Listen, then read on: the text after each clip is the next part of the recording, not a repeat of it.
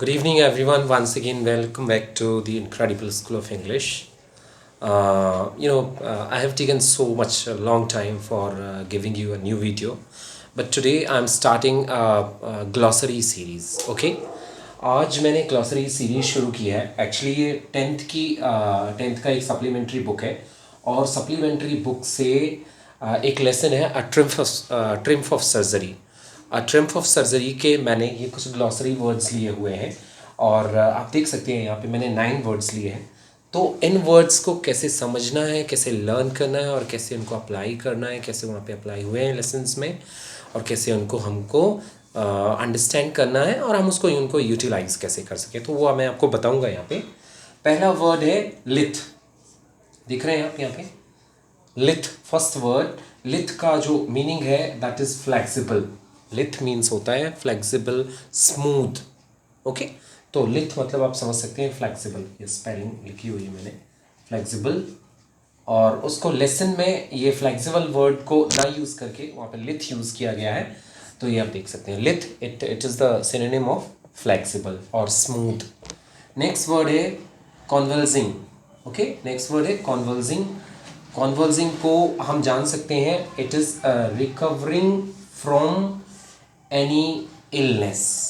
Okay, recovering from any illness और an illness, कोई बीमारी से रिकवर होना या अपने आप को सुधारना. ठीक है, तो that is कॉन्वल्सिंग.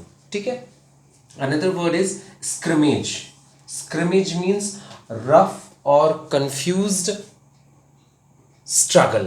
Okay, rough or confused struggle. Sometimes it happens that the person हम या कोई भी व्यक्ति जो है वो स्ट्रगल करते जाते हैं, उनको पता नहीं है क्या करना है.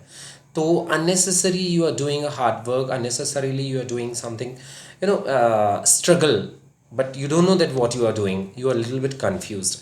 तो perplexed वाली condition होती है, that is known as scrimmage. Okay, scrimmage, it's a little bit doubt while you are doing any struggle. So rough or confused struggle, मतलब श्योरिटी नहीं है.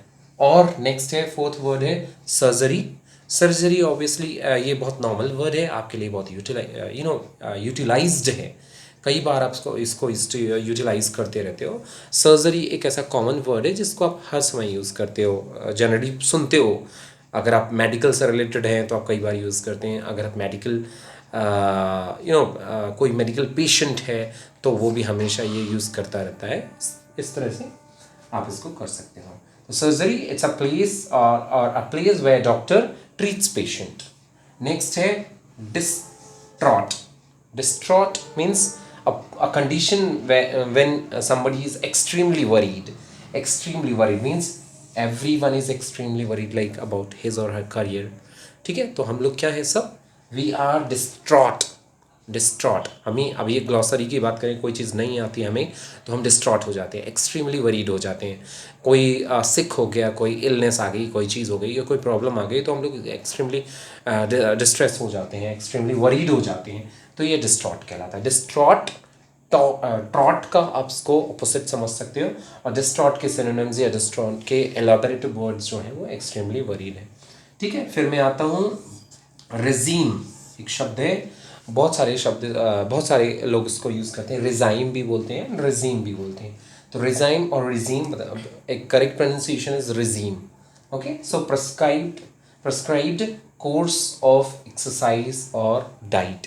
अक्सर जो पीटीआईज होते हैं, जो गेम्स प्लेयर्स होते हैं, गेम्स के जो कोच होते हैं, वो इस चीज़ को, इस वर्ड को यूज़ करते हैं. रिजीम्स मीन्स द मेन्यू और द प्रेस्क्राइब्ड डाइट और एक्सरसाइज, वो रिजीम कहलाती है. उसको हम ऊपर वर्ड रिजीम से जाना जाता है. Then the next word is lumbago. Okay, lumbago means it's lower parts back pain. ये मस्कुलर पेन होता है. Lumbago that is muscular pain and that is lower part back में, लोअर पार्ट के back में जो पेन है that is known as lumbago. Then next is number 8 is listless. Listless, it's lacking enthusiasm and energy, जिसको हम normally भाषा में बोल सकते हैं.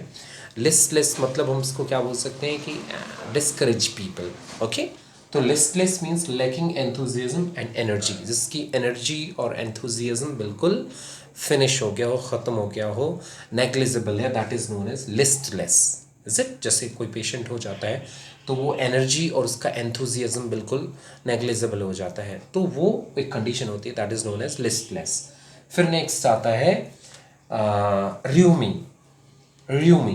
Rheumi is a watery discharge from a mucous membrane, especially of the nose और eyes. अक्सर आँख से या नोज से कभी कभी पानी पानी जैसा निकलते रहता है, स्पेशली डिजीज़ में, है ना। जैसे बहुत सारी ऐसी डिजीज होती हैं, जैसे आपको कभी कोल्ड हो गया है ना, या कभी एलर्जी हुई है, तो आपको प्रॉब्लम होती है, तो इस टाइम पे जो है मेम्ब्रेन हमारी इम्बैलेंस हो जाती है और उसमें एक म्यूकस जैसा निकलता रहता है, तो that is known as okay र्यूमी।